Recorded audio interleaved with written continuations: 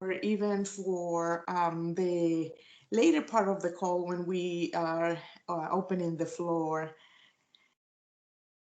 And these calls are going to be recorded.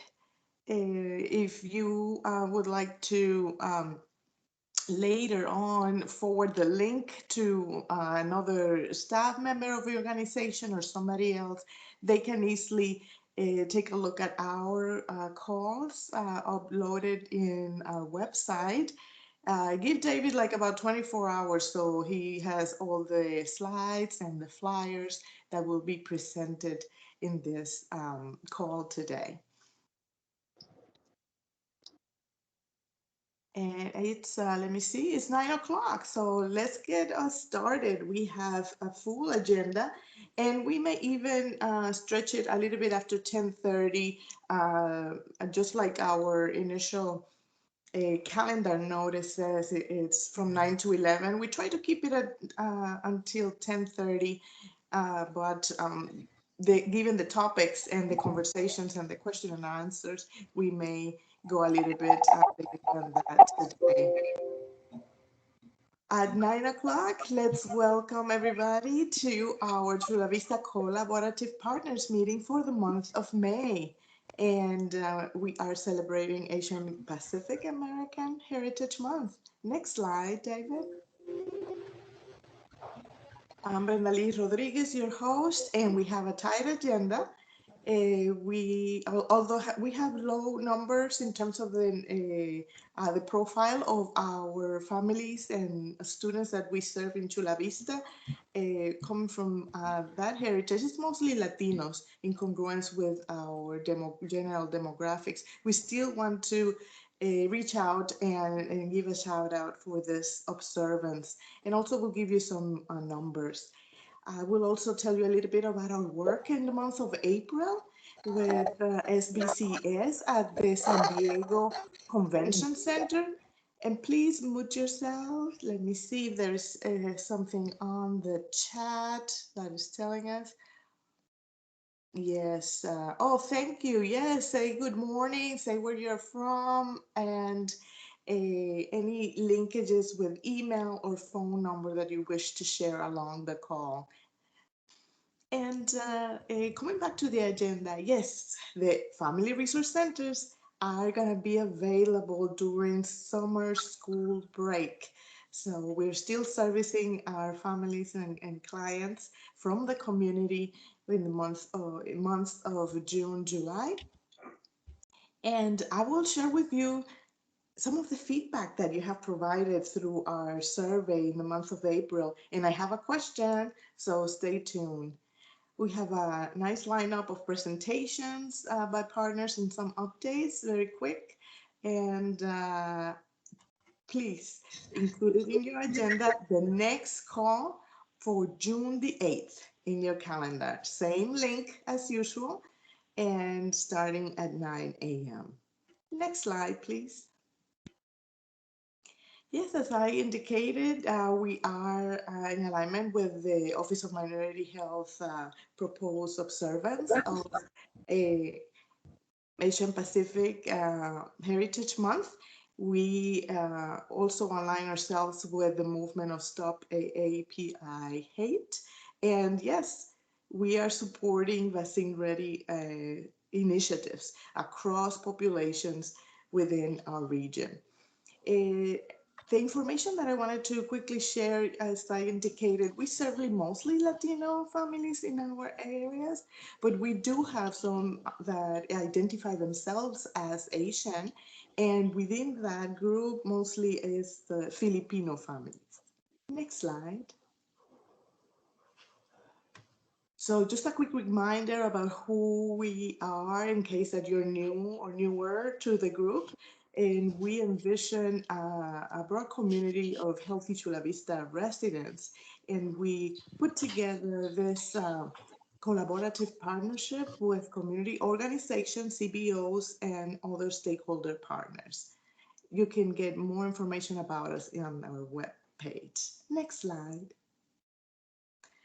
Yes, and we operate under a steering committee with member organizations, as you see there, that have a stronger stake with us, either through memoranda of understandings or contracts, and also they're key players in servicing our communities. Next slide, please.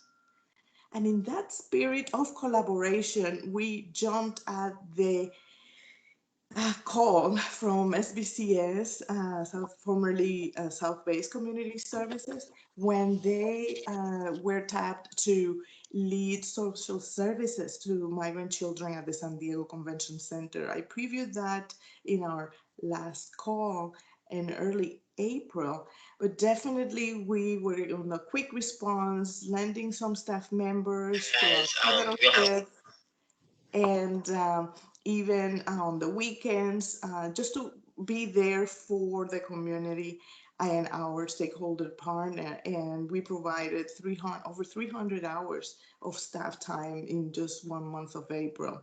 For more information about this ongoing project with SBCS, and even linking and connecting with your own services to the cause, please check out the links in the slides. Next. As I previewed, yes, we are gonna still be open for community assistance. We still are trying to navigate individuals through service via appointments, but we still accept walk-ups into our FRCs. We do have established protocols, just like in congruence with everybody else, regarding mask wearing and social distancing and disinfecting and cleaning practices. So we try to keep the appointments and mostly for our clients and family members within our community. You don't have to be a student in the Chula Vista Elementary School District to actually get our services. We serve the community overall. And those are the locations of our 5 family resource centers. Next slide. You may recall that I was asking for some feedback, given that I'm kind of new in this position, although it's close to a year now. But this year has been nothing but a common year. And we are already planning on what steps to take after the general opening and moving forward in 2021. So we asked these questions, and here are your answers. Next slide. I know it's a little bit big, a lot of info, but basically we receive feedback from people that had joined us before COVID in those originally in-person meetings, but also we receive feedback from individuals who just join us virtually. And that proved a trend in relation to many of our comments that they see us broader than Chula Vista. So that is something that it resonated with us very much, and it will influence some of our decisions for meetings and continue the format in virtual form for the time being, at least for the the rest of 2021. We did have specific feedback about some of our how clients and how other organizations perceive us. Next slide, please. And in our word cloud, you could see it right there, very explicit, right? They see us as a hub for organizations to share resources, share information, and do more networking. And I'll be talking a little bit more on that particular point more. Next slide. This is another way to present that data in terms of the key topics as resources, networking, information, and collaboration, among others. Next slide, please. When we were asking about the format, we received a preference for hybrid, and we have been trying the month of April and May to kind of pilot test some hybrid meetings with our CVCC staff, with having an in-person portion and others joining us virtually. We're still getting to grips with all the technology involved with that aspect of hybrid mode in meetings. So we are thinking of possible compromises and solutions there. Definitely virtual is taking over rather than in-person only meetings as it was before COVID. And regarding the schedule, you guys prefer, or those that responded to the survey, prefer to keep the morning schedule. And that's way over half of the sample. Thank you. The alternative mode didn't work. It was not that well received, even though noted. Next slide. And in terms of what do you see us as providing as a contribution, I highlighted some of the comments there. Again, as a platform, as a hub, and again, the key topic there about the networking component, both at the calls here, and I think that we are putting together something that about how to integrate an in-person component to this networking aspect of our collaborative. Yes, they really liked that CVCC is not only focusing geographically in Chula Vista, but rather to be open to surrounding communities in South Bay, like National City, Imperial Beach, and others. Next slide, please. And in terms of follow-ups and comments, one person asked us a question about the Food Vision 2030. And actually, because we didn't try, we wanted to keep it anonymous and we didn't track who said what. This is completely anonymous. I don't know how to follow up on the Food Vision 2030. So if you answer that and are here present today or can see this later on, just shoot me an email at Rodríguez@cvesd.org and we can follow up. I'm interested in knowing more. Also, there was a comment again coming back to the topic of in person. Always good to see everybody in person. That's what it was said. So we're thinking of a way to incorporate that coming up.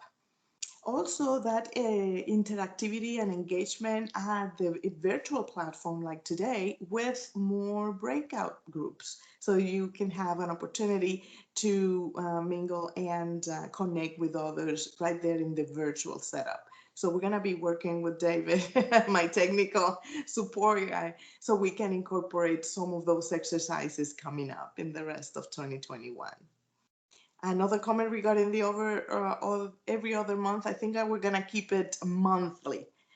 So definitely it has served well in the pandemic year, and we will intend to keep it that way. And yes, for some individuals that have maybe limited access or joining us via phone only, yes, the virtual team setup, it offers some challenges about seeing, the comments and the chats and actively participate. So we understand that for some of you, the participation is more limited using the virtual platform. Next slide. So in seeing all this, we want to just do a live poll very quickly. And of course, David is going to lead that quick section here. My interest is to know whether you as an individual or as an organization would be interested and available to attend an in-person partners quarterly mixer. So capitalizing on that urgency of, okay, let's meet in person. We have done this virtually. Maybe instead of just the radical shift, we do something gradual and we do a quarterly mixer in Chula Vista. And in addition to our regular virtual partners calls. So David, give us the instructions for this quick temperature check on this question. The poll should pop up on your screen. You can just respond to it.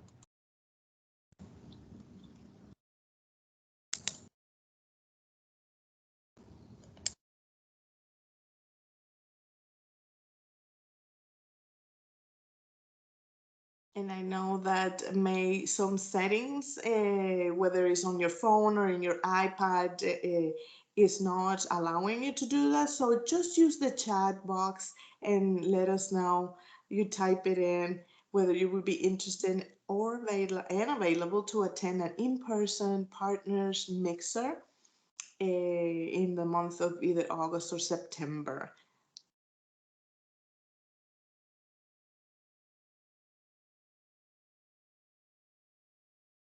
And David, you let me know what the results are saying in the live poll.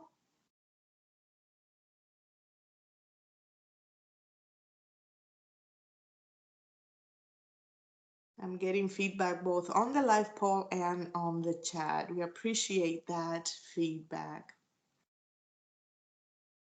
And if you have something to offer, maybe you can offer a location, maybe you offer some raffle items to get the conversation going. It's gonna be a mixer, so there should be lots of opportunity for engagement and informal discussions without that setup or framework of presentations that we currently have in the virtual format. And David, do you have some numbers? Just a quick poll so we can continue. So we have 43 votes. 79% say yes. Oh, okay. So definitely is something of interest.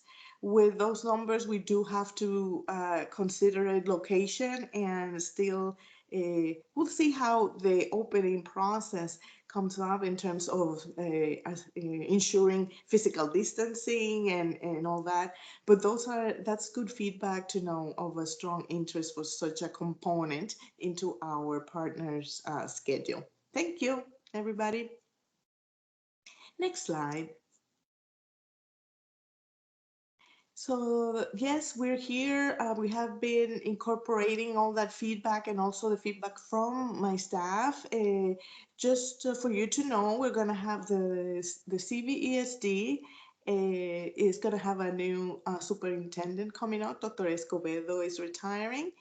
We are working a lot closer with the Chula Vista Elementary School District on mental health support for families. And we have also included the partnership with SBCS, adding to our CAT mental health support staff that was once in station in our FRCs. Due to the pandemic, they have to retreat and only support via phone. But now we are talking specifics about bringing them back physically to our family resource centers. We have expanded on the Neighborhood Navigator program with the role of the promotoras more into care coordination activities. So learn more of this program once you get the slides and you click. It's on our website.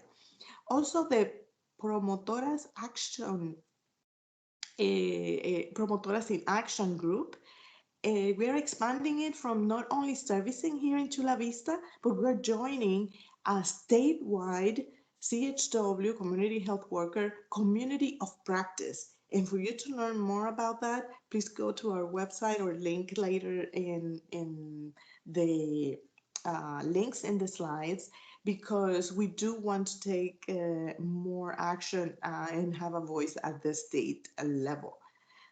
And of course, the San Diego Promotores Coalition, as we are contributing to the Adelante Promotores Conference later this year. We are really steadfast moving towards partnership growth and diversity of our partners and collaborators, usually with non-government organizations and with the for-profit sector. We'll explore specific on a case-by-case basis, which usually is the non-for-profit groups and services. We are also expanding from the focus on the children, but to the family unit with the older Hispanic Latinx components of the Latino family, and also on disease-specific or condition-specific programs. And we have had to put a pause on the Day of the Child. I know I've seen the pictures. Everybody loves that 10-year old activity from the Chula Vista Community Collaborative, but it's just not being able to be done this year as it was before. So we're gonna see a rejuvenation of it once we are in full force in 2022. Next slide. So some updates from our partners. We do have the Youth Excellence and Success with some free career exploration webinars. You get to hear more about the topics. We have a flyer that we will include in the materials that you can download later from our webpage. And is anybody here from the Youth Excellence Success Program to say 30 seconds about it? Hi, I'm Diane. I'm the Yes Academy coordinator, and we do have our career exploration webinars this summer. They are free, and they allow high school students and their parents to listen about, what it takes to work in all of these specific fields. So students and parents can register for one, some, or as many as they want this summer. Excellent. Thank you so much. And again, this flyer will be available in the materials for you to later download. Next slide. More updates, and we did receive this one from San Diego General Electric, and the emergency customer protections are ending soon. So I know that that's important for our clients to know, and we are navigating them to find and set up flexible payment plans to avoid the cutoff of services. And of course, they have quite a range of other supplemental plans that may be of assistance to your clients. Marta Quintero presented in our last April call on more of those programs. So if you want to know more specifics, you can download the April partners call, and her presentation is there. Next slide. Sandra, yes, they are inviting us to Bike Anywhere during the week of May 16th to the 20th. They have put together some videos and flyers in both English and or Spanish, and they have a 31-second video, among others. They have videos in Spanish and in English. David, were you able to set up that video? We do have the link so people can enjoy those later.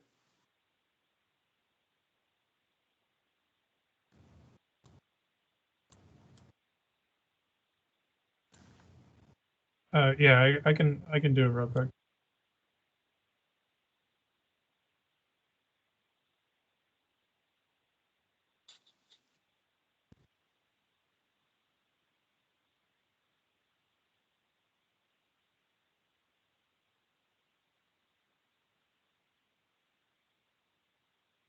When school isn't a place you have to be, why not go to school where remote learning can be as remote as you? I took the pledge. I took the pledge. I took the pledge. Leave your car at home and join thousands of people for Bike Anywhere Week, May 16 through 22nd. Go by bike to work, to school, the store, the beach, around your neighborhood, or anywhere. Take the pledge, pick up your free t-shirt, and have some fun with the self-guided activity. Take the pledge today and learn more at icommutesd.com. Thank you, David. As you see, they have a series of videos short like this in English and Spanish. You can connect in your social media pages as well. Next slide. We also have a quick update for the Tools for Schools program as a resource database. And Deidre, are you here today to give us a quick 30-second update?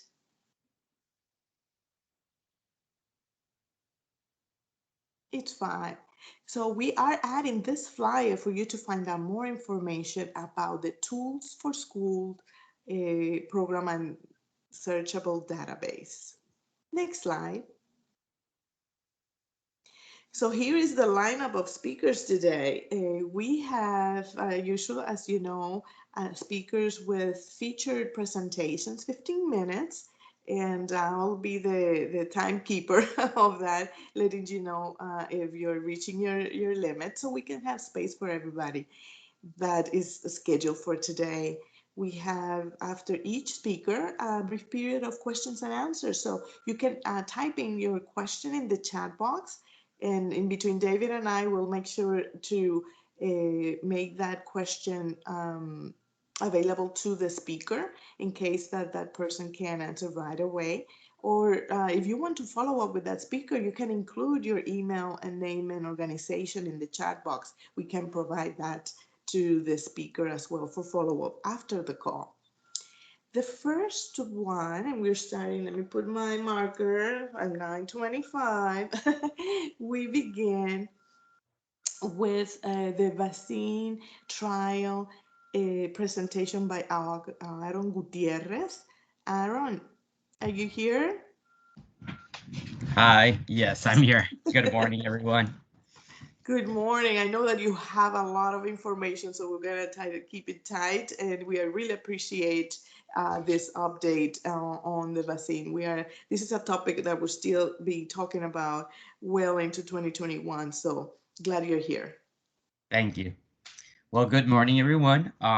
Today, I'm going to be discussing it's an overview of our Johnson and AstraZeneca clinical trials. I'm going to be talking about the enrollment results, our outreach efforts, and other information pertaining to the vaccine trials. We were actually here back in September, and I think it was either September or October. My colleague was here, and he gave a presentation about this vaccine trials that took place here in the South Bay.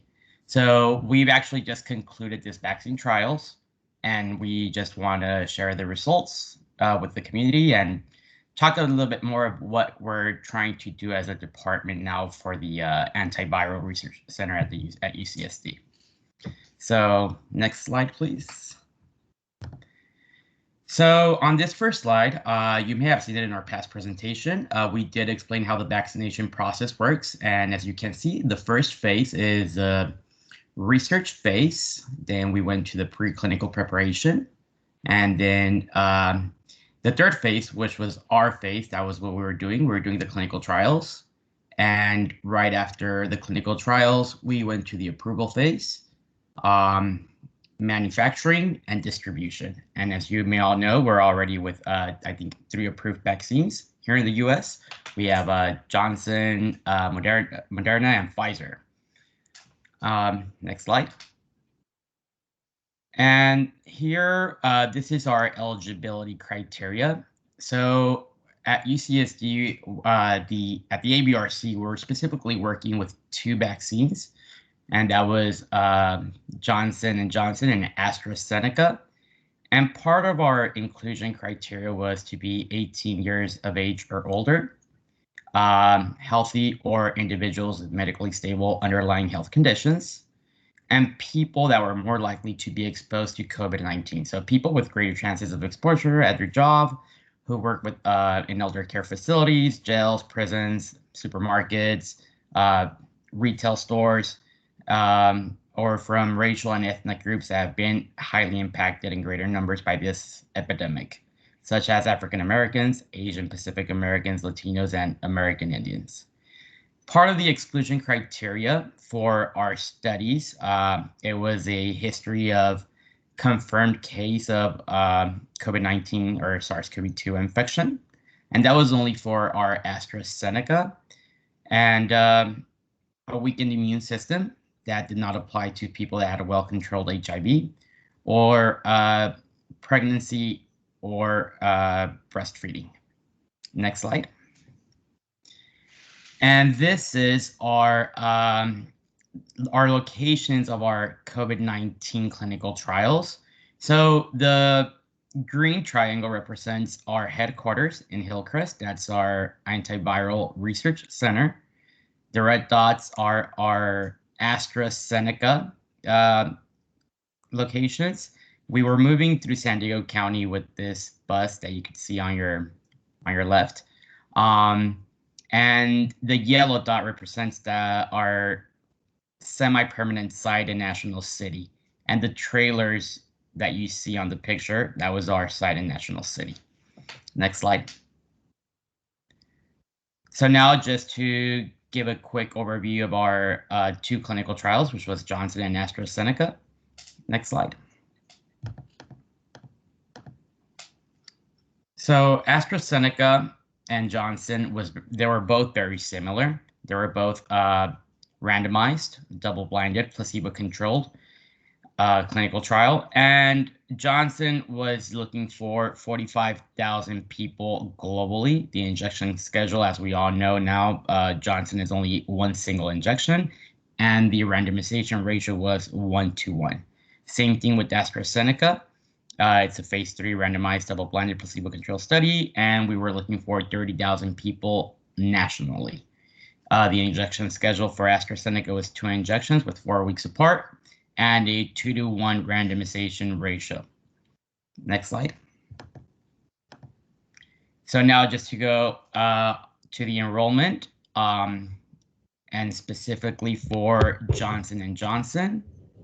So the results for our Johnson & Johnson are the following, and we were very satisfied with our results, especially due to our diverse representation of participants. So we did have a total of 311 participants and had a significant representation of Hispanics or Latinos, which accounted for 42.77% of our participants. For age groups, the majority of our participants were between the ages of 40 to 64, and we did have a male majority at 60.13%. And just to note, the only options available for sex were male and female. So we don't have other data for people that did not identify with either sex. And other than the not reported participants, they were able to choose more than one race. So that's why if you see it might not be equal when it comes to the percentages. Next slide. So for AstraZeneca, the enrollment results we were also very satisfied with these results, especially due to the diverse representation of participants. We had a total of 378 participants, 29.63% of them Hispanic. And for the age groups, the majority of our participants were between the ages of 40 and 64. And we also had a male majority at 63%. And same thing for AstraZeneca. The only options available for sex were male and female. Next slide. For outreach, my colleague and I, we were trying to do a lot of outreach between, especially the areas we were working in or where the clinical trials were going to be taking place. So we did go to a lot of community. We had a community advisory committee. We reached out to many faith-based organizations. We worked with many local school districts and also schools like Mac Community Charter School, Sweetwater Union High School District. We partnered with community clinics and health centers like Family Health Centers of San Diego, San Isidro Health Center. Worked along with community organizations like the Imperial Beach Neighborhood Center. That's where one of our clinical trials took place. We also worked with the Chicano Federation, and we also attended many community collaboratives like Chula Vista Collaborative Meeting, and worked with many community leaders like National City Mayor Alejandra Sotelo Solis, and she was actually a participant of our Johnson & Johnson clinical trial. This is public information, so no private information is being disclosed. Next slide. Now we actually, I know we're trying to know what's the future for minors, especially now that I think the news was just released 2 days ago. I believe Pfizer just requested an FDA they're trying to get approval to get 12 to 17-year-olds getting vaccinated. I have not been updated on that news, so I'm not sure if maybe it already got approved by the FDA. However, I do know that we are having clinical trials here in San Diego by Moderna, and this specific one I have here, it's about adolescents being in clinical trials to get this going on. Next slide. This is the candidates that we currently have in the US. So 3 of them already approved and being distributed: Moderna, Pfizer, and Johnson. AstraZeneca, we're still waiting on a announcement to see if they're going to get their emergency use authorization approved. Novavax and Sanofi, we still don't have information on their clinical trials, but we're still waiting to see if we have information on that. I might be soon. Next slide. Next slide. Oh, thank you. So now we're trying to focus on the unresolved issues that we have in our communities. So I know there's a lot of questions that everyone has, like, do the vaccines protect against asymptomatic infection and transmission to unvaccinated persons? How to deal with those who missed the second vaccine dose? Or the safety data in select groups, like groups not included in the clinical trials, such as children, pregnant women, and immunocompromised persons. Or the vaccine clinical trial participants that were unblinded and receiving a different type of vaccine. For example, you went to a clinical trial, did the Johnson or AstraZeneca, but the only ones that were approved at that time were Moderna and Pfizer, and they got Pfizer. Next slide. And how to overcome vaccine hesitancy. That's another unresolved issue. And ensuring the continued longitudinal follow-up of randomized vaccine clinical trials. Next slide.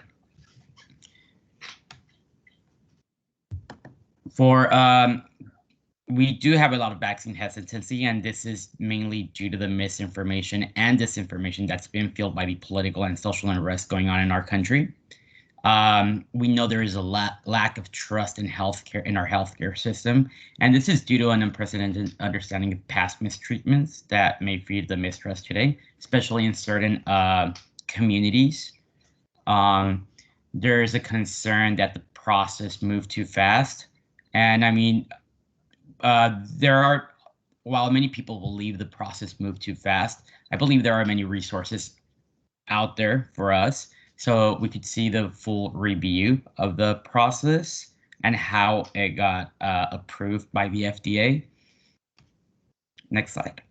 And religious concerns such as that no human or fetal stem cell tissue were used in the mRNA vaccine development. It's very important to just clarify that that was only for the mRNA. I know there might be other concerns for the adenovirus vaccines. And that's it. Yeah. Thank you. Thank you, Aaron, for that. I really appreciate you coming back to the community and providing results. I am a strong proponent of the coming back from the academic institutions to the community because of that initial take and request for input, feedback, body tissue samples, donations, whatever it is. But it's important to come back to the community and be accountable to us about what you were doing. So I appreciate that. And invite any members to pose a question to Aaron. He is here, whether it's in the chat or verbally.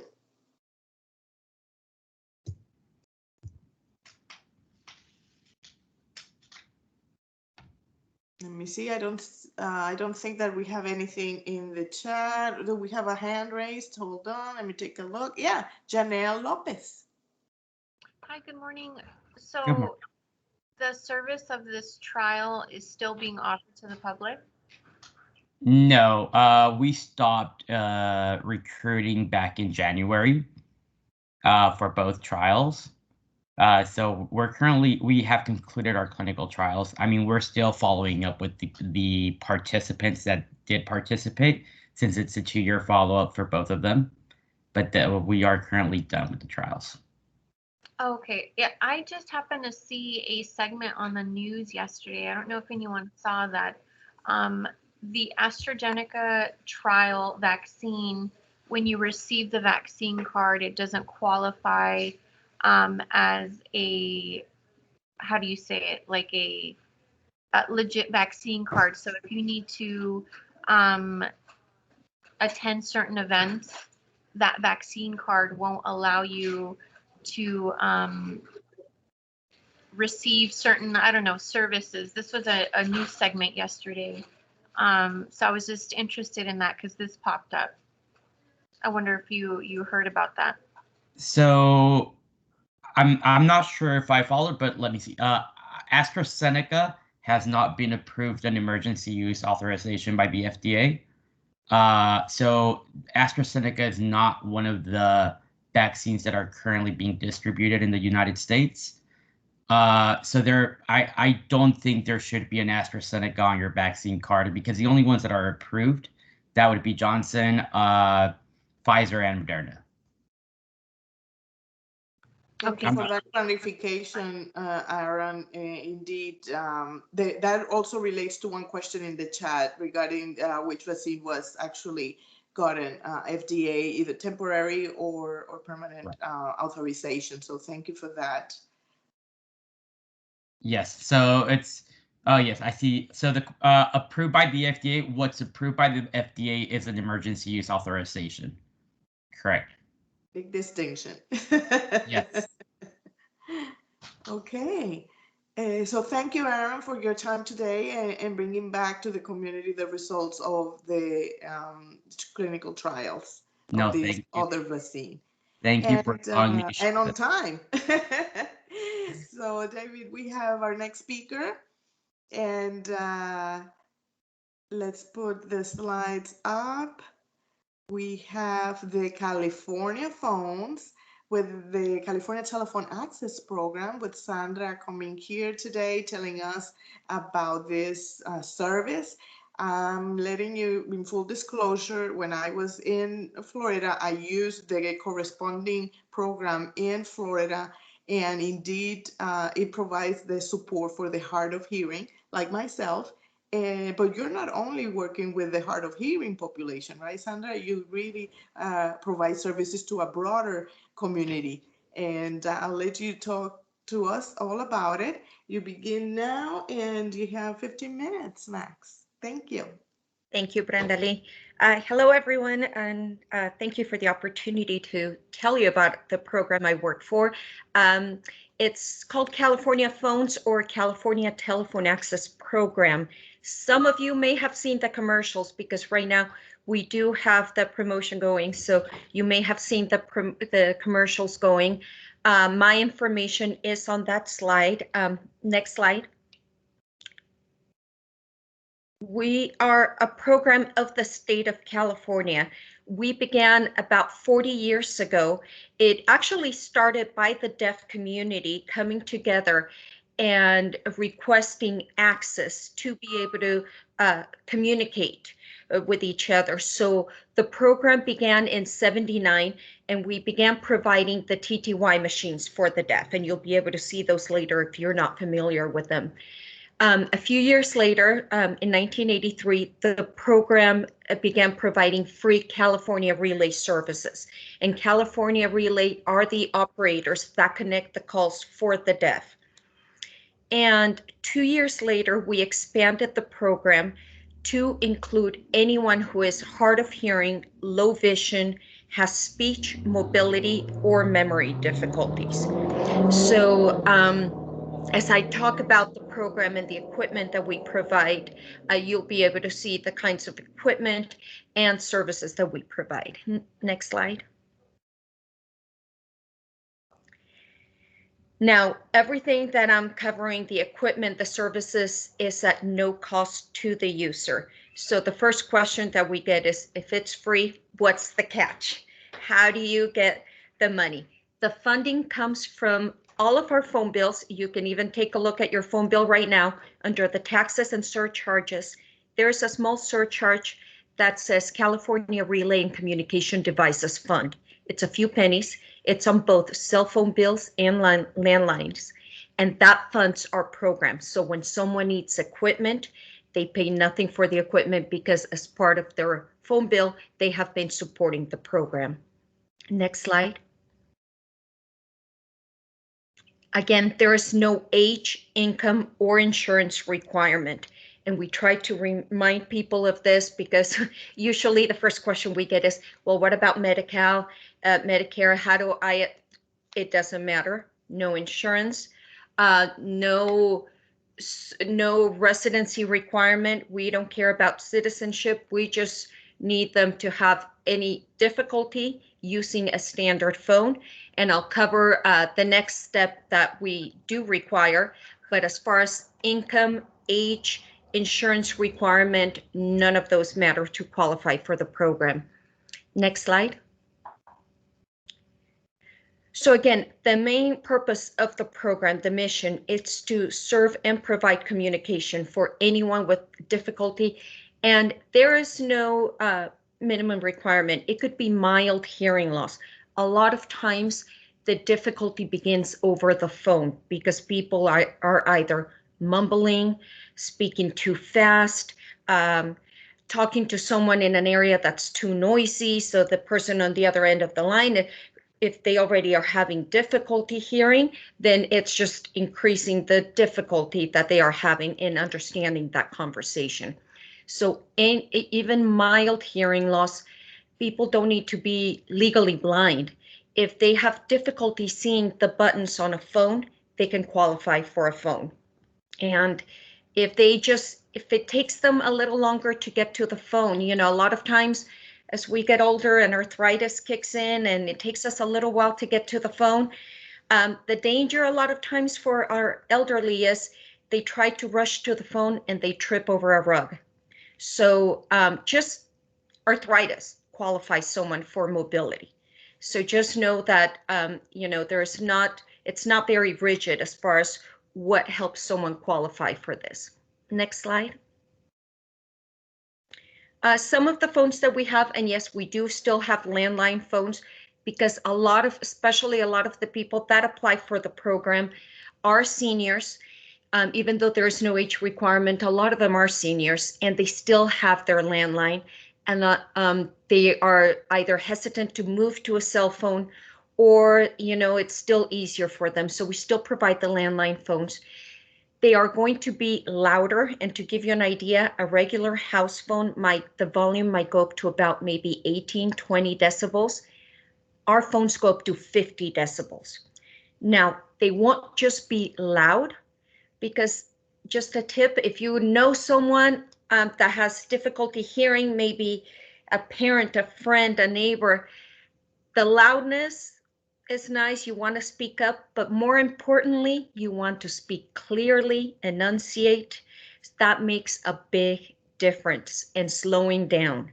So the phones that we have, not just the volume control will assist, but they have a tone control to provide that clarity. Some people have difficulty with high-pitched voices. Others have difficulty with low tones, depending on the frequency of the hearing loss. So the phones will allow them to adjust the tone so that they can understand that conversation better. The phones will also be compatible with hearing aids so that the phone doesn't start squealing if the person wears hearing aids. And they will have flashing lights in case they have difficulty hearing the phone ring. That way they have a visual indicator that the phone is ringing. We do have also a phone that they can push a button and it will slow down the conversation just a tiny bit. And that makes a world of difference. Next slide. Now here is what we like to call the original texting machine, or the TTY. So that is how the program began. A TTY for the deaf. A deaf person would type either to another deaf person that has a similar device or to a hearing person, and the California relay operator would then relay that conversation and type back to someone who is deaf and using the TTY machine. We don't use those as much anymore because, of course, technology has gotten much better with texting and different options, but that was the basically the foundation of the program. Next slide. For vision, we have something as simple, and you'll see it on a different slide, just a cordless phone with bigger buttons. But if someone, for example, has macular degeneration, then something like this would come into place. Very large buttons, buttons that talk with Braille. So someone that is struggling with their vision, people that want to keep their independence. That's the purpose of the program. We value our independence. We don't want to, especially as people get older, they don't want to depend on others to make their phone calls. So this is what we want to be able to do for others, still be able to dial the phone on their own. Buttons are extra large. They can program different numbers for them. Next slide, please. And maybe they don't need extra large buttons, maybe just something simple, larger than a regular phone. The buttons talk as well. So this is a cordless phone that's also amplified. So we try to address multiple needs with a single phone. It's cordless, it's going to be amplified, and it has bigger buttons that light up and talk. So if someone sometimes we do get people that have difficulty with vision, mobility, and hearing. So we try to address all of their needs with a single phone, and we will work with that. Next slide. We do have phones that also amplify the outgoing voice. So sometimes people have difficulty speaking loud enough for others to hear them, and they will exert themselves just trying to speak loud enough. Sometimes people with Parkinson's. And so we have phones that will amplify the outgoing voice. Also, we have the artificial larynx for someone that had the larynx removed. We can provide that as well, even though technically it is not a phone. We do provide that for communication. And something we don't give out as often, but we do provide as part of the program, is anti-stuttering devices, which are fascinating to see at work because it's a headset that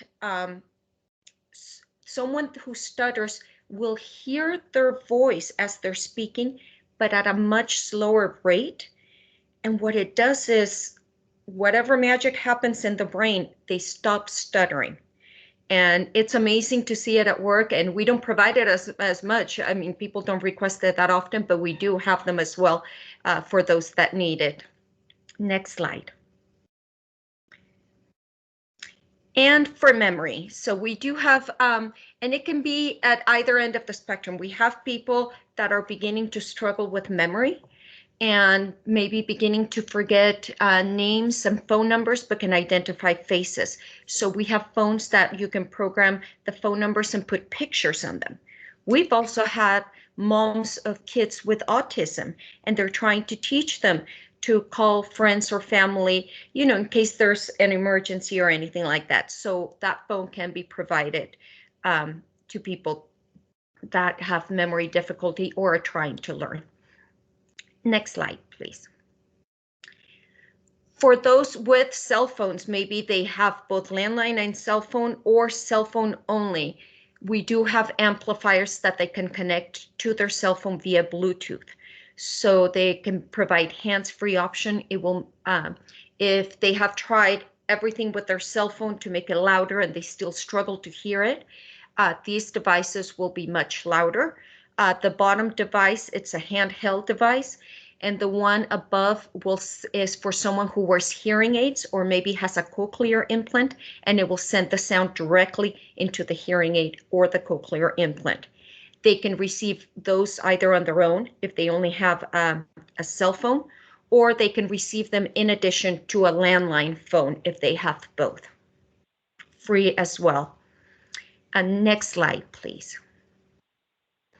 And this is the information on California Relay. So for someone that needs to use California Relay, then these are the numbers 711, and it's at no cost.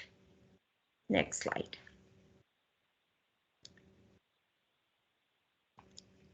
And they also connect speech to speech. So someone that has difficulty with their speech, we have operators that will assist the communication as well. And the same number 711 24 hours a day, 7 days a week, and in both English and Spanish. And next slide, please. Now the application, that's the application. It's short, it is simple, that we just need the user's phone number. They just need to live in California, so their address, phone number, and signature. Next slide. This is the main part that we require. It needs to be signed. It will say by an authorized certifying agent.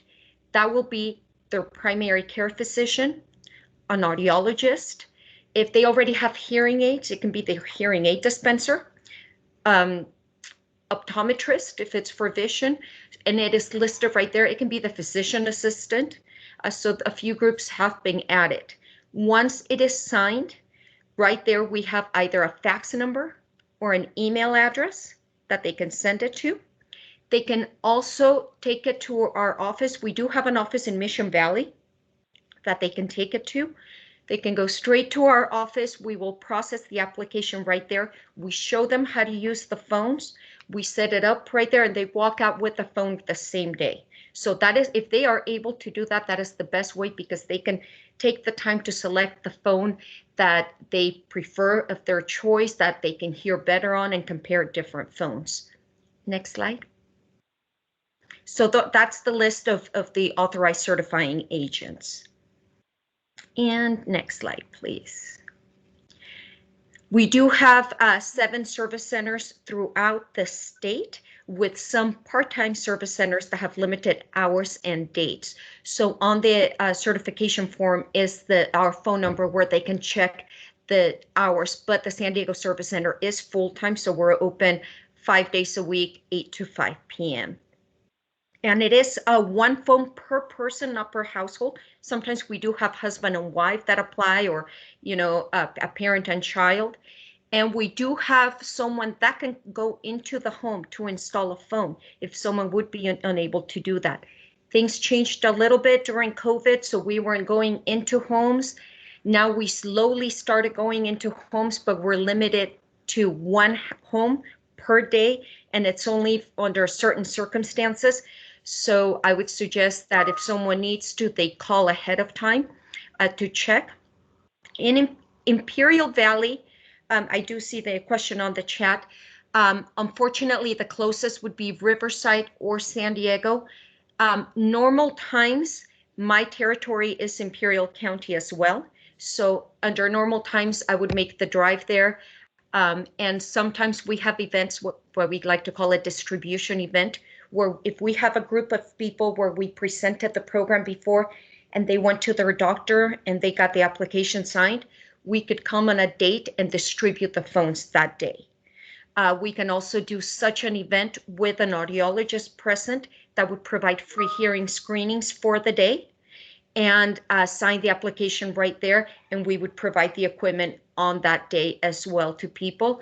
Obviously, all of that is on hold until we are allowed to get back out there, but hopefully we can.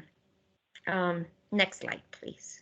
And Sandra, I'm very interested in that program. So as soon as we are able, I am very interested in creating that event, especially for our Spanish-speaking population. Definitely, definitely. And I will reach out to you. And that's our phone number in case anybody has any questions.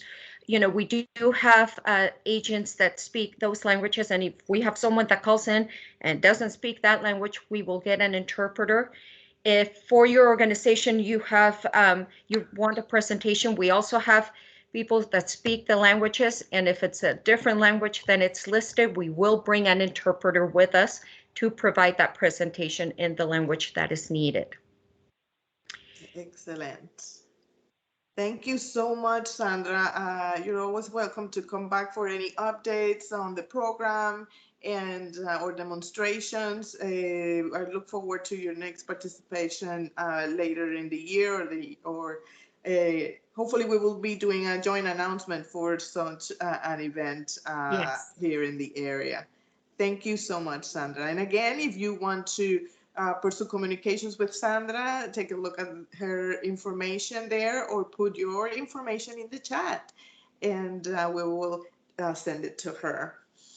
Now we are at 10, and I want to, because we talk now on technology, let's talk about housing with the LEAP program, and then come back to more technology with the emergency broadband presentation to close the call today. So with the housing topic, this has been, and David can put up the slides for the on the Verge team. And when we will be, this is kind of a different setup than the usual, but I did want to open this platform for this group. It's called On the Verge San Diego. Next slide. And who are we? And here the San Diego Vergers, including myself. You have a list of our group.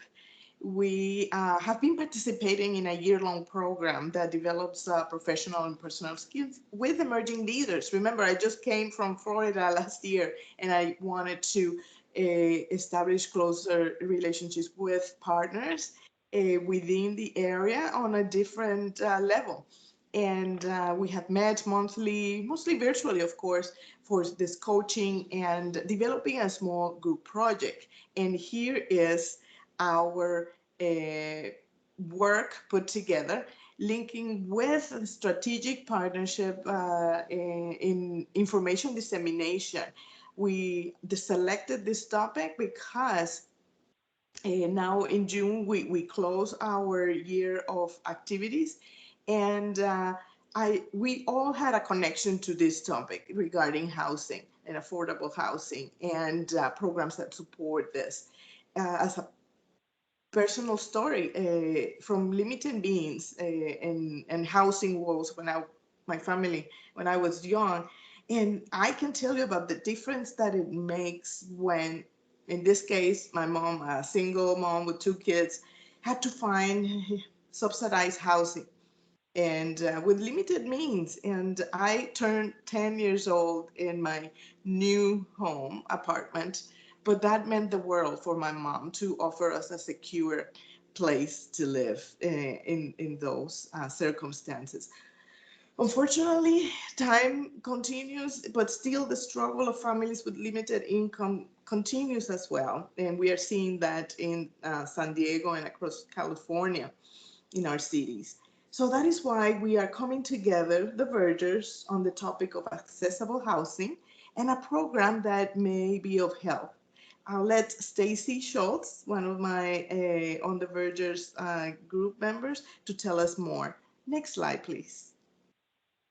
Hello, everyone. My name is Stacy Schultz, and I work for Neighborhood House Association through the Head Start program, and I am the Family and Community Partnership coordinator for the program. So thank you for having me. We're really excited to talk about the program where we have a presenter from the Housing Commission. So I just wanted to touch upon some of our visions and our goals for our small group project. So as Brendaly mentioned, we've been meeting throughout the year, and we all identified housing as a main point of interest. So the first thing we did was identify a common need in the community, and we know that California, San Diego, there's a housing crisis that we're currently experiencing. And so then we wanted to partner with other leaders in the community who were able to support this identified need. So we know that the Housing Commission is a really strong advocate in the community, and they're interlinked with so many other organizations that help people access housing. And then we wanted to promote these known resources to the community. So that's why we're here today, because all of you at some point or another, I'm sure, have worked with a client or maybe personal experience, have, dealt with struggling to find affordable housing in San Diego. And so today we're going to have a presenter and they're going to talk a little bit more about the programs and services in the area. And so then we're all informed, and we're going to keep this going too as we identify further housing resources in the community and making sure that we loop back around and bring them to you. And so now I'm going to pass it off to Ashley. Next slide, David. Good morning, everyone. My name is Ashley Brown. I work for the San Diego Rescue Mission. I'm the director of our emergency night shelter. I was connected with Michael Berry when he spoke to our organization about the program that they have, and connected with him and invited him to speak for us, and he graciously accepted. So I'm so glad to have Michael here to speak about the landlord engagement and assistance program, and what is the criteria, what type of organizations it's appropriate for, and just really how to get connected. Good morning, everyone. Thank you, Ashley. My name is Michael Berry. I work for the San Diego Housing Commission. I am a senior program analyst within our Homeless Housing Innovations Department. So my specialty is collaborating with community partners that have an impact in homelessness services, most notably housing-related homelessness services, which could range from day center activities to subsidies, vouchers, anything closely related to those experiencing homelessness typically come through our department. As an aside, before I delve into the LEAP program, if there are other questions about affordable housing, housing accessibility, the Housing Choice Voucher Program, Section 8, I will put my contact information in the chat, and it's also our team contact information is on the flyer in front of you. I encourage you to reach out to me, and I can at least act as a segue and get you in touch with an applicable party within the Housing Commission. I think, as many of you can most likely attest to, with housing authorities, there are a lot of different points of contact. So I am happy to act as a community liaison within the Housing Commission and get you in touch with people that can answer any of your questions. So specifically with relation to landlord engagement and assistance program, the flyer is a brief overview of the benefits and incentives that we provide. Additionally, I would add that there is a homelessness prevention program that specifically targets those that are in sort of imminent risk of losing their housing type situations. And that could be a very applicable resource for folks that are impacted by COVID, unemployment, low income, et cetera. So in addition to the LEAP program, I have pretty close proximity to the prevention diversion effort here at the Housing Commission.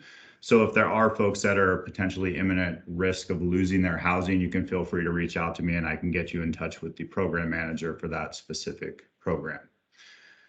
LEAP was launched in 2016 as a veteran-specific effort to provide landlord engagement and connecting all the folks that have homeless housing subsidies in the city of San Diego with landlords that are willing to rent to them. It's very important to note that our San Diego Housing Commission jurisdiction is the city of San Diego. So LEAP is only able to extend our benefits to landlords that rent to folks within a zip code that begins with the 921 numbers. If there are folks that are in the county region or any non-921 zip codes, they are still welcome to reach out to me and we can try to connect them with a resource provider within the city so that they can at least access these resources. Excuse me. I noticed from an email correspondence with Ashley, and thank you very much for the introduction, Ashley, and everything that your group is doing. I think it's amazing networking work that you guys are conducting. So I appreciate that. In an email that we had exchanged, I noticed Dreams for Change, Salvation Army, Veterans Villages of San Diego, South Bay Community Services or SBCS, Health and Human Services, Veteran Community Services, St. Paul's, and Jewish Family Services. Those are a few of the participating providers that LEAP currently receives referrals from. So there are a number of key service providers that are involved in the Chula Vista Community Collaborative that are currently leveraging LEAP for resources.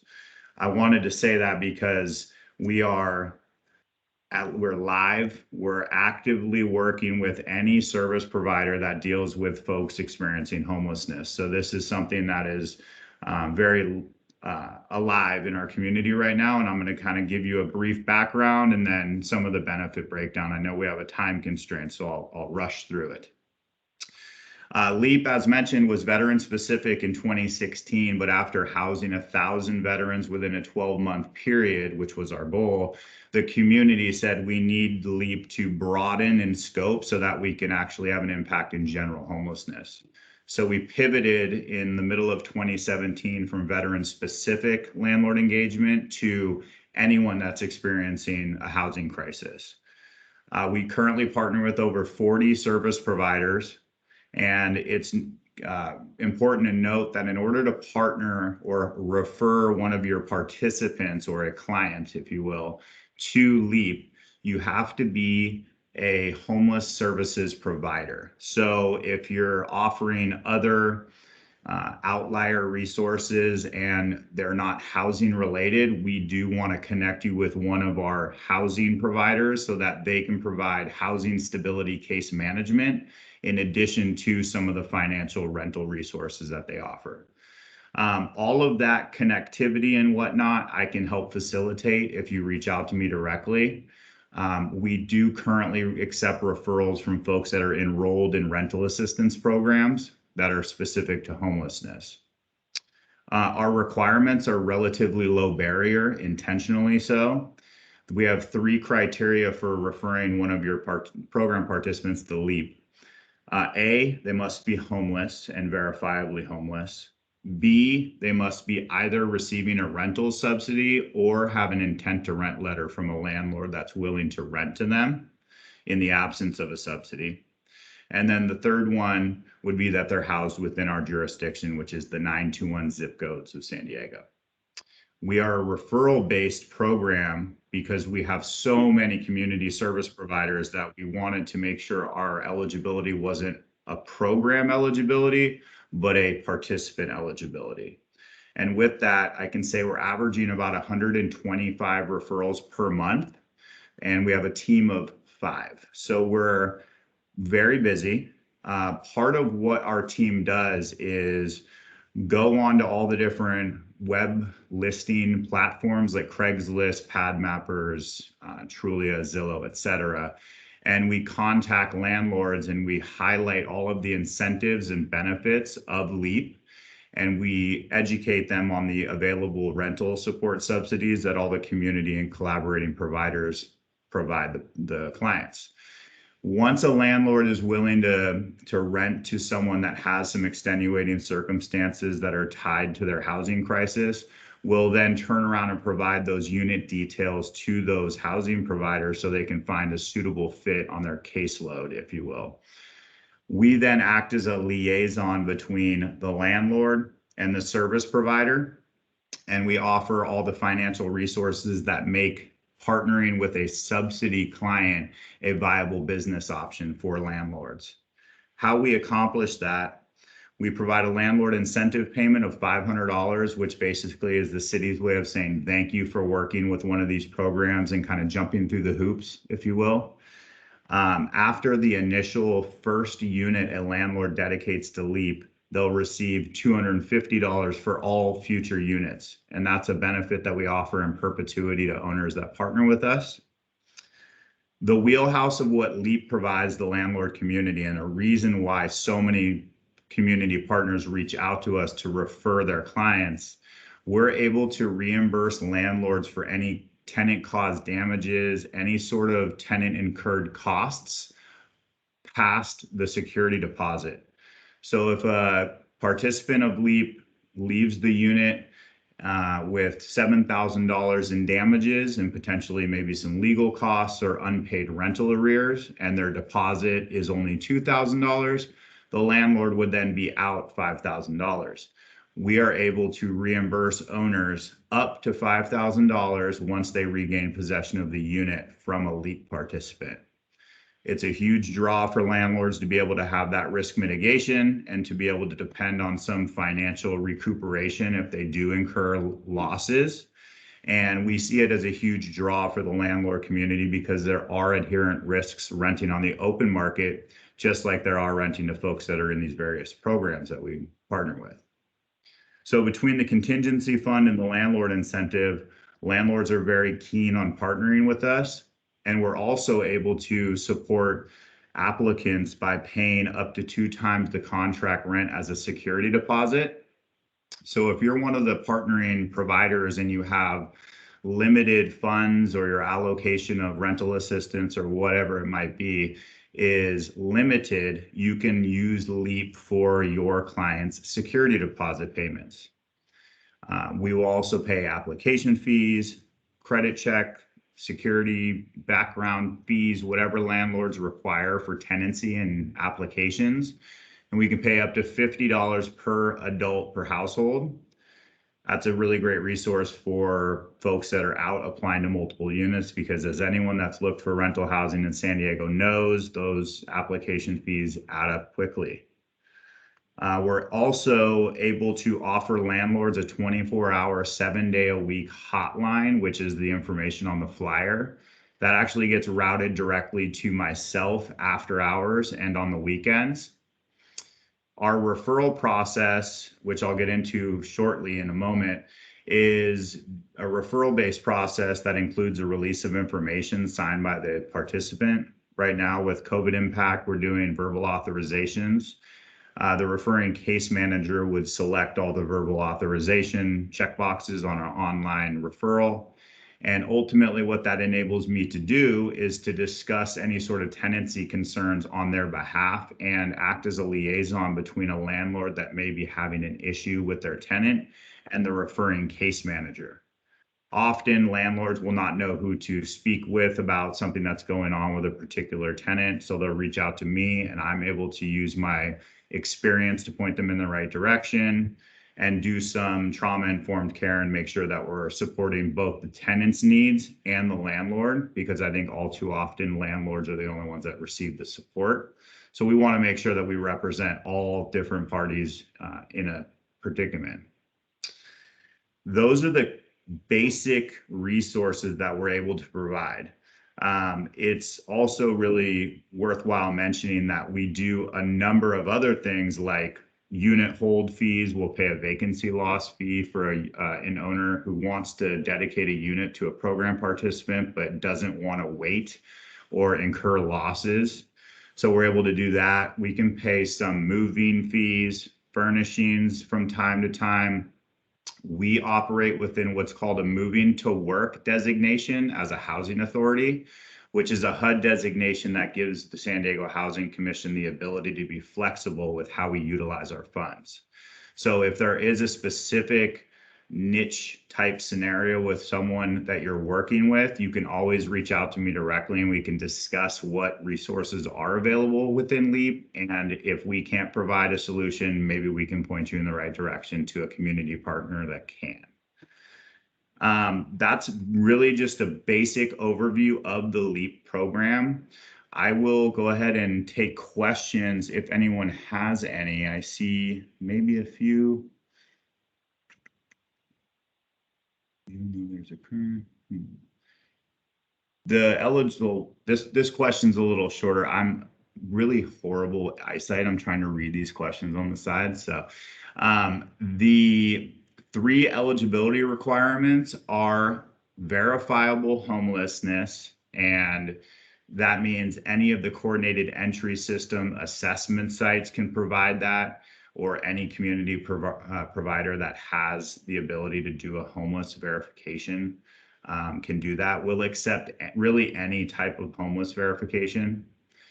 The individual must either be currently enrolled in a homelessness resource rental assistance program, so rapid rehousing, VASH, supportive services for veteran family, transitional age youth rapid rehousing, any of the housing programs that traditionally serve those experiencing homelessness. are acceptable. And then if they do not have that subsidy, we will accept a referral if a landlord is willing to rent to them with their sustainable income. So we wanted to make sure that we didn't limit folks who aren't currently in a program. We wanted to make sure we were providing our resources to everyone. So if the individual is navigating their housing search and they do their due diligence and get an approval from a landlord, and all they need is a security deposit, for instance, as long as a case manager from one of the community programs refers to us, we'll accept that referral and pay that deposit. And then the third criteria, as I mentioned a few times, we do have a city of San Diego jurisdiction, which really the golden rule there is if it starts with a 921 zip code, we will accept that that lease agreement and issue a payment. The zip code information is on the flyer in front of you as well. And for everybody to know that we are including this LEAP flyer in the materials for this class that call that will be available for download. In the chat, Michael, we have a question regarding your contact information. Could you type that in the chat?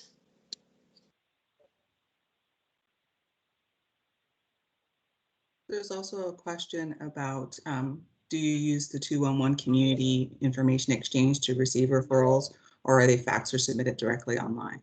Great question, and I neglected to include the referral information. The current referral process is a web-based referral.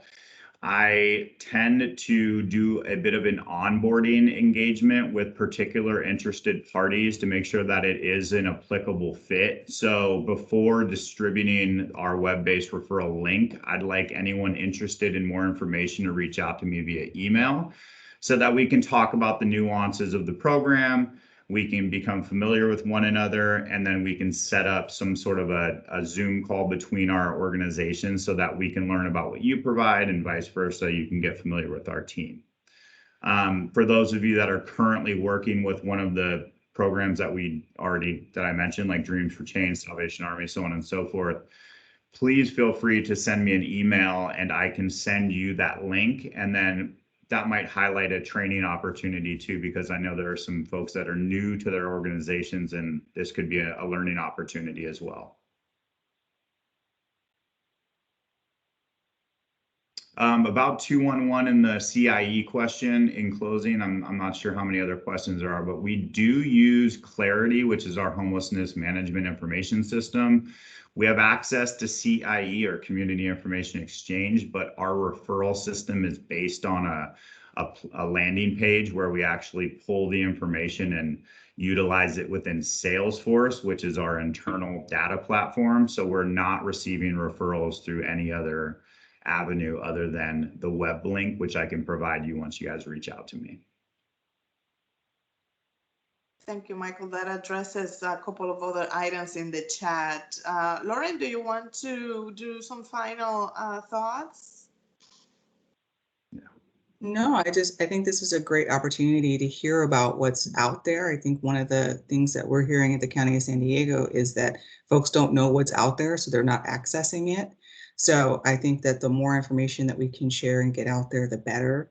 I did put some information about the rental assistance and rental and utility essential assistance in the chat, because I was thinking about this and thinking that folks just don't have enough information, and so some of these programs go underutilized. So thank you so much, Michael, for sharing and making those connections and being a resource for us to definitely get to. Yes, thank you, Lauren, for sharing that on the county-wide. We have previously in this call focused on the City of Chula Vista program run by the SBCS, but definitely there are three layers of this, or three versions of this rental assistance and utilities assistance program that Lauren shared with all of you. County-wide, City of San Diego, and City of Chula Vista. And more information is available online. Thank you again. Let me see, David, can you put the final slide on? So yes, this effort was a joint effort with the members of the On the Verge project, and we really appreciate the interesting back and forth of questions and hoping to liaise more with Michael. We appreciate this opportunity. And hopefully some linkages will be made and this information will be disseminated on this important topic.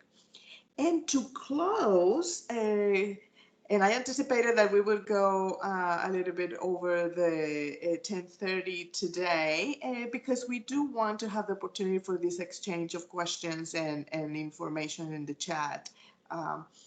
We're going to close with going back to technology, the emergency broadband benefit that was recently made available. And we have our speaker. The slide is on, so take it away. Hi, good morning. Thank you, Brendaly and David, for reaching out. And thank you to all of your partners for all the great things that you all are doing. It really, really speaks volumes to the efforts that are echoed from what we do at the Federal Communications Commission. My name is Renee Coles. I am a member of the Consumer Affairs Outreach Division. And before I get started, I'm going to just let you know I'm going to be referring to the Federal Communications Commission as the FCC and the Emergency Broadband Benefit as EBB. I did put in the chat room the information about the link to apply, which is getbroadband.org. And also I put the phone number that is available for 7 days a week, Sunday through Saturday. The number is 833-511-0311, and it will be at the end of my presentation, but I did put it in the group. And also, if you have questions after this presentation for the FCC, you can send the emails to broadbandbenefit@fcc.gov. So today, I'm just going to talk about what is the benefit, who is eligible, how can households apply, and then also the toolkits that we have available for the partners like you guys who are helping to get the word out. Next slide, please. Okay, the Emergency Broadband Benefit is a subsidy program that has been mandated to the Federal Communications Commission to spend $3.2 billion over the course of hopefully more than 6 months as a discount for consumers who have suffered great loss due to COVID-19 since February 29th, 2020. And what it is a subsidy of up to $50 per month for your broadband service, as well as for equipment that may be involved. And if you're in a tribal, federally recognized, federally recognized tribal community, you can get up to $75 off of your monthly discount. There is also a one-time discount of up to $100 for equipment such as laptops, tablets, or computers, and you will purchase these items from your participating provider. Next slide, please. So who qualifies for the benefit? There are several different ways. I'm going to talk about the outlying qualifications, and then I'm going to talk about Lifeline, which is a huge qualifier, but I'm going to talk about some of the qualifications for the benefit. If you are someone, again, who's experienced substantial loss since February 29th of 2020, and your income was under $99,000 as a single person or $198,000 collectively as a family, this benefit can apply to you. If you are a student and you received a Pell Grant from 2019 through this current school year, you can qualify for this benefit. If you have someone, again, who lives in a federally tribal land, or if you live in a public housing facility, or you qualify based on the 135% poverty level, you can qualify for this event. Next slide, please. I was talking about Lifeline a few minutes ago, and one of the things about Lifeline is this is a program that has been out since in the 1980s when Ronald Reagan was president. And what it is a discount up to $9.25 on your monthly bill. And if you're in a tribal land, you'd get $34.25. So if you're already in the Lifeline program, you're an instant qualifier to receive this benefit. Some of the qualifications for Lifeline that would apply for anyone who wants to apply for the emergency broadband benefit would also be if you are on SNAP, which used to be considered as food stamps, if you are in Medicaid, if you're receiving any type of Social Security benefits, of course, that would be SSI, or even disability insurance would qualify you. If you are a veteran and you're receiving a pension, that's another way of getting it. If you have a child who lives at home with you who is getting school lunches, free school lunches, they can qualify as well. So there are many different ways to qualify for this benefit, and you do not have to qualify for more than one. You only need one of the qualifiers that I spoke about from this list as well as the prior page. Next page. Next slide, please. So I'm just going to talk a little bit about what a household is. So a household is considered as a unit or a group of people who are living together. You all share the same amount of money, and this money is spent in the one household. If you have one person who qualifies for any of the listed items I spoke about in the last two slides, your household can qualify for this benefit. Even if you have two different people living in one household, so you may be a roommate with someone, you have your set of money and your issues with the qualifications we spoke about before, then the other person may have the qualifications. Then both of you can both separately apply for this benefit as long as you are not sharing the household income. Next slide, please. For multi-dwelling units, if you live in apartment building or if you live in a group home, nursing homes, these are all considered as multi-unit dwellings. If someone else is responsible for the bill for the cable or the broadband that's coming into this particular unit, you would have to work with them to see if they can help you apply for this benefit, because they will be the responsible party for the bills. Also, if you live in a location where you have someone, like if you have a landlord who is helping you to pay your bill, you can go outside of the landlord and apply for the benefit as well. If you need to get assistance for your child's computer for school, or if you just need assistance for telehealth issues when you're having meetings with your doctors, these are different ways you can get access to the benefit as well. Next slide, please. So the additional details.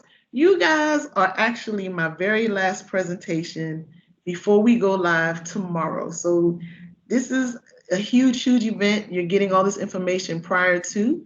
We know that this will be a temporary program again. There's $3.2 billion. We do not know how long it's going to last. It'll run out based on the amount of people that apply for the benefit and how much money is available. USAC will be monitoring this distribution of the funds. The funds will go directly to the providers. It is not something that will go directly to households. And USAC also is responsible for Lifeline, which was what I was talking about earlier. So they will be the administrators. They will be the website you will go to apply for this benefit. They will have a 15-minute video to show you step-by-step how to apply for the benefit. And you can go to them at getemergencybroadband.org for any questions you may have. Next slide, please. So for consumers who want to enroll in this program, there are protections that they need to be made aware. We've already had some of the providers telling them, we're going to automatically enroll you into this program. That is not for the providers to decide. The consumers have to opt in. They have to apply for this subsidy. It's not something that's given to them automatically. So if they are being told by a provider that is incorrect information, they have to apply and they have to be qualified in order to apply for this program. At the end of the program, the service provider should be contacting the consumers, letting them know that it's coming to the end, and they will have the option to continue a service with them or to end the service with them. This is the option of the consumer. If they were already enrolled in an agreement with the provider for a year contract, they still have to honor that contract. So we encourage everyone to please look up and see if your provider will be participating in this subsidy for the consumers. Next slide, please. So the participating providers, everyone was given the opportunity as a provider to participate in this program. Some of them will be offering different services. Some of them will be offering, we talked about, I heard the young lady speak about landline and mobile. So if you have an in-home cable or broadband hookup, it will be considered as a fixed broadband service. So that will cover everything in your home as far as your cable, if you have your DSL, or if you have internet service, all of those things are covered. For mobile, if you want to get a device like a tablet and you want to go to a location and work off-site, you don't have a set spot to work, they have accessibility for the hotspots as well as equipment for like different types of usage for cellular, but cellular phones are not covered. Next slide, please. So to enroll, you have 3 different options available for enrollment. The first one is to go to your provider and contact them directly. You can either call them, you can go into their stores, some places have stores, and ask them what are they offering. If they are offering equipment and you would like to get it, find out what type of equipment they have. You get to that $100 discount, up to $100 discount off the equipment, and you can talk directly to them because they have a verification process as well.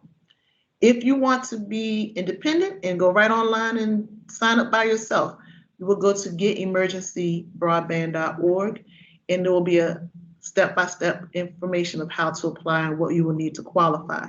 The third option is for a mail-in application, and you can download the application, or if you all are helping to spread the word, you may want to download some applications and send them to people who may need these applications to mail in, because not everyone has accessibility to the internet. And then you would mail in the information to the P.O. Box number here at 7081 in London, Kentucky. Next slide, please. So this is just basically the next 3 slides. They're going to be talking about if you go through a provider. Again, you can go to our website, www.fcc.gov/broadband benefit, to get the information about the different providers. You can find out who's participating with the fixed, who's participating with wireless, and also if they're offering equipment. Next slide, please. If you're applying directly online, again, you're going to go to getemergencybroadband.org, click how to apply, and submit any supporting documentation to prove that you qualify for this subsidy. Next slide, please. If you're applying by mail, again, you're going to need to download the information, mail in the application, and we are encouraging everyone to send a copy of the supporting documents. Do not send any original documentation for the qualification process. Next slide, please. So to show that you qualify, you will probably either, if you're doing it online, get a contact immediately saying that we received your application, you qualify, and then you will receive the information from your provider saying they're going to start applying the benefit. Mail-in applicants may be asked to give more information depending on what information they sent in. So they may either contact you by phone or send you some more information via mail. Next slide, please. We also offer toolkits. So the toolkits are here for those of us who are outreach partners. There are only about 13 or 14 of us in my division, so there's no way we can go around to the entire country and let everyone know about this. So we appreciate and applaud your efforts to be an outreach partner with us. And the toolkits basically will have information for social media posts. If you want to print out information and post it in the stores, if you want to go to the library, there's all different types of toolkit options. So can you go to the next slide, please? So for the toolkits, we have different things, again, social media, printables, and also videos for the disabilities community. We have American Sign Language. We will have large Braille, large print and Braille available. And also we will have translations for different languages. Next slide, please. So the social media, these next few slides are going to be just talking about the different things you can use from each of the different ways to do outreach. So the first one is social media, and we have public service announcements, we have draft letters for social media like Twitter or Facebook. So these options are available through our social media support. Next slide, please. We have printable options. So we have flyers, we have posters. You can put your own logo in and tweak it to the way you want it to be, and then you can distribute it out to the people that need the information. Next slide, please. And then again, we're going to have the videos and the public service announcements. We're going to have different options like this PowerPoint. It'll probably change after we go live, but we will have these options available, and also information about how to apply. And of course, for sign language, we will have that as well. Next slide, please. And then one of the other things I spoke about earlier was the translated languages.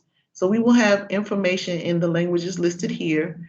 We also will have other alternate forms if you need to contact for Braille, or if you need large print or electronic files. You can send an email to fcc504@fcc.gov to get more information about alternative formats. Next slide, please. And then for the contact information, which I did put into the chat room here, the EBB's Consumer Hub will be for the Federal Communications, www.fcc.gov/broadband benefit. Again, there's a toll-free number for USAC, which is 833-511-0311, and they will be on the phone 7 days a week. They are on from 9 a.m. to 9 p.m. Eastern Standard Time. And then we have also the getemergencybroadband.org website to apply. So of course, if you have any questions, we also have an email which I put in the chat room. It says broadbandbenefit@fcc.gov. If you have any questions that may not have been answered during this presentation. Thank you. Thank you, Renee. I know it's a lot of information for us to process, but again, all these slides and with all those contact details will be posted hopefully by tomorrow on our webpage, along with the link to this recording of the call. Let's see if there are questions in the chat for you. Oh, just a lot of thank yous there. I know that we have gone beyond the 10:30 mark, but I think that this is information that is very timely. And as you said, as this program launches tomorrow, and the availability of all those resources and materials in different languages and different formats, we applaud that effort to make it available as such, and invite organizational partner members to contact you and get their hands on those toolkits. So with this concludes our lineup of speakers. David can pull back our main slide deck. We have incoming calls prior to the summer break, and that is on June the 8th. We welcome the opportunity to have you join in our planning for that mixer that will be happening after summer break in July, either in August or September, based on the feedback we received today. As moving forward, go ahead.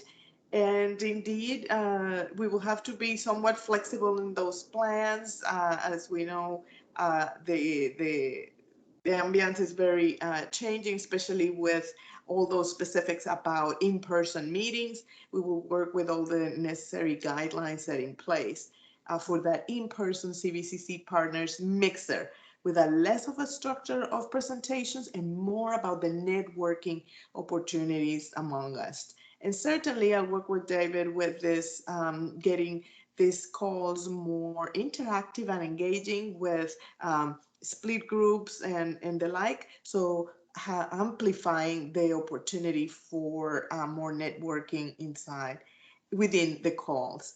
So thank you for putting your name and organization and contact information on the chat for everybody to have access to after the call. Thank you for joining us once again, and looking forward to our next call in June the 8th. Thank you, everybody. Thank you. Thank you, Brendaly. Thanks, Brendaly. You're welcome. Thank you. Thank you all. Great job. Thank you. Gracias. Muchas gracias.